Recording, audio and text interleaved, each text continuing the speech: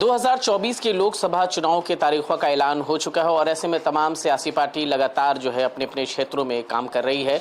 इस वक्त मेरे साथ मौजूद हैं योगी सरकार में मंत्री दानिश आज़ाद अंसारी जी। उनसे बातचीत करते हैं कि सर देखिए, जिस तरीके से अब 2024 के चुनाव का तो तारीखों का ऐलान हो चुका है, तमाम जो सियासी पार्टी है लगातार तैयारी कर रही हैं। मैं अगर आपके बारे में जानना चाहूँगा कि आपकी क्या तैयारी है, किस तरीके से क्षेत्र में आप जा रहे हैं, क्या लोगों का विश्वास है भारतीय जनता पार्टी पर, कितना विश्वास बन रहा है? जो नारा है उत्तर प्रदेश में 80 का 80 और 400 के पार, उसको किस तरीके से देख रहे हैं?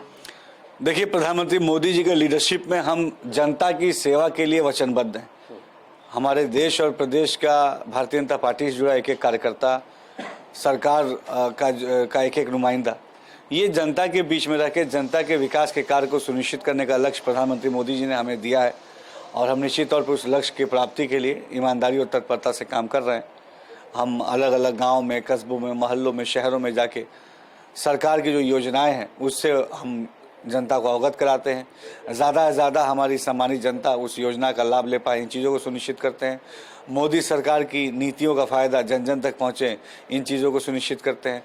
और निश्चित तौर पे पिछले 10 सालों में जो हमारी मोदी सरकार का जो ईमानदार प्रयास रहा है जनता के विकास का, समाज के विकास का, समाज की उन्नति का, हम ये कह सकते हैं कि हमने ईमानदारी से अपना जो लक्ष्य था उसको पूरा किया है।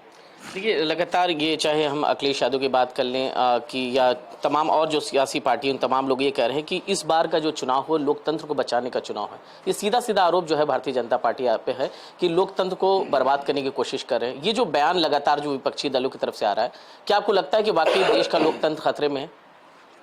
देखिए, ये जो चुनाव है, ये चुनाव विकास का है, ये चुनाव विश्वास का है, ये चुनाव देश की उन्नति का है।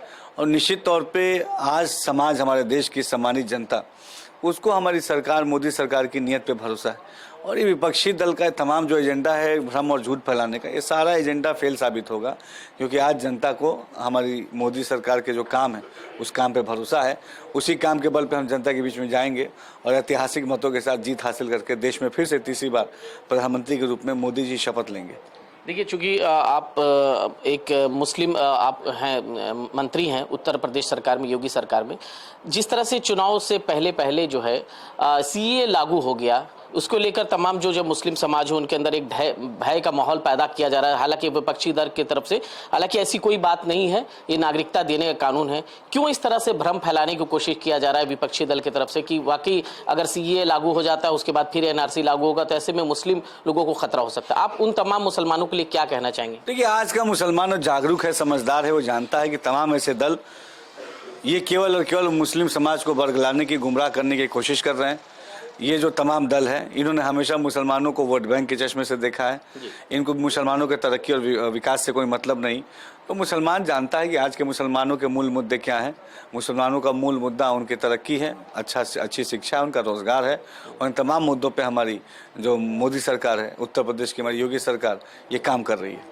बहुत बहुत शुक्रिया सर हमसे बातचीत करने। तो ये थे मेरे साथ योगी सरकार में मंत्री दानिश आज़ाद अंसारी, जो साफ तौर से ये कह रहे हैं कि 2024 का चुनाव कोई चुनौतीपूर्ण नहीं है। जिस तरह से योगी सरकार, चाहे प्रधानमंत्री देश ने जिस तरीके से काम किया है, लगातार तमाम लोगों को साथ लेने का काम किया है, कहीं ना कहीं उत्तर प्रदेश में जिस तरह से अब चुनाव होंगे, उत्तर प्रदेश में 80 की 80 सीट भारतीय जनता पार्टी के खाते में जाएगी। मेरे सहयोगी दीपक कुमार के साथ मैं फैज़ अहमद, RN9 न्यूज़, लखनऊ।